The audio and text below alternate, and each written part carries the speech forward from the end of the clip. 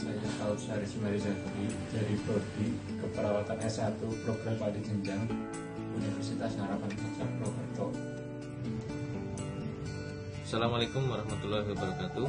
Nama saya Setiawanto, mahasiswa S1 Keperawatan Universitas Harapan Bangsa. Saya dari kelompok 6. Assalamualaikum warahmatullahi wabarakatuh. Nama saya Diki Saputra. Saya mahasiswa Prodi Keperawatan S1 Universitas Harapan Bangsa Purwokerto.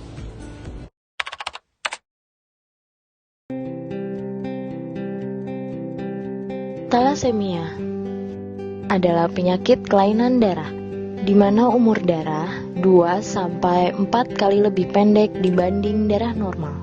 Penyebabnya karena hemoglobin tidak terbentuk dengan sempurna, sehingga sel darah merah menjadi mudah rusak dan penderita mengalami kekurangan darah. Akibatnya, penderita harus mendapat transfusi darah secara rutin selama seumur hidup. Jika satu orang bisa donor darah 4 kantong dalam 1 tahun, setidaknya dibutuhkan 12 orang untuk mencukupi kebutuhan darah penderita talasemia selama 1 tahun. Faktanya, setiap 250 ml darah yang ditransfusikan akan membawa sekitar 250 mg zat besi, sedangkan untuk kebutuhan normal tubuh hanya 1-2 mg per hari. Akibatnya, terjadi penumpukan zat besi dalam tubuh dan bisa menyebabkan gagal jantung, pembekakan hati, dan limfa. Talasemia dibagi menjadi talasemia mayor dan talasemia minor. Talasemia mayor membutuhkan transfusi darah rutin seumur hidupnya. Seringnya menerima transfusi dapat menyebabkan komplikasi, yaitu terjadinya penumpukan zat besi di dalam organ tubuh sehingga fungsi dari organ tubuh terganggu. Sedangkan talasemia minor hanya membawa gen talasemia dan tidak membutuhkan pengobatan. Saat ini terdapat hampir 9.000 penderita talasemia di Indonesia. 6-10% penduduk di Indonesia membawa gen talasemia, yang artinya dari setiap 100 orang, 6-10 diantaranya adalah pembawa gen talasemia. Talasemia belum dapat disembuhkan, namun dapat dicegah dengan menghindari pernikahan sesama pembawa gen talasemia. Karena talasemia diturunkan, apabila kedua orang tua membawa gen talasemia, maka ada 50% kemungkinan anak yang dilahirkan menjadi pembawa gen talasemia, 25%-nya normal, dan 25% menderita talasemia mayor.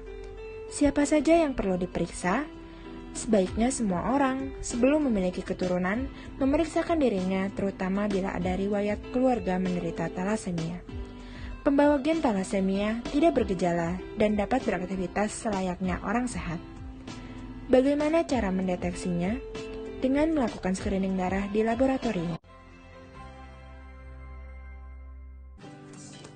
Mutakin Izudin. Penyakit genetik ini hinggap di tubuhnya sejak ia dalam kandungan. Awalnya, sejak usia 4 bulan, ia mengalami gejala pucat di sekujur tubuh dan pertumbuhannya lambat. Setelah diperiksa, ternyata dia mengalami talasemia mayor. Penyakit yang dideritanya merupakan turunan dari orang tuanya. Keduanya merupakan pembawa gen talasemia minor. Meskipun harus melewati serangkaian pengobatan di usia dini, Isam tetap ceria. Dia juga tak pernah kesulitan dalam bergaul. Dalam proses pengobatan, Isam harus menjalani transfusi darah setiap 3 minggu sekali. Kondisi darah merah yang terus berkurang, maka transfusi darah secara rutin adalah satu-satunya jalan untuk tetap bertahan hidup. Penyakit ini tidak bisa disembuhkan tetapi bisa dicegah. Cegahnya adalah dengan screening. Nah, screening itu maksudnya untuk tahu posisi kita seperti apa, di mana posisi kita. Kalau pasangan ternyata keduanya pembawa sifat, ya, dia itu tidak selalu mendapat anak talasemia. Jadi 25% dia bisa punya anak talasemia mayor, 25% sehat, 50% pembawa sifat. Talasemia merupakan penyakit bawaan yang diturunkan dari salah satu orang tua kepada anaknya sejak masih di dalam kandungan. Jika pasangan suami istri adalah pembawa gen talasemia, maka kemungkinan menurun ke anak adalah 25%. Jenis kelainan darah ini banyak ditemukan di Indonesia. 25% dari 200 juta penduduk Indonesia mengidap talasemia. Pencegahan yang dapat dilakukan salah satunya pemeriksaan kesehatan pranikah. Calon suami istri harus melakukan tes darah untuk mengetahui penyakit yang mungkin akan menurun pada anaknya.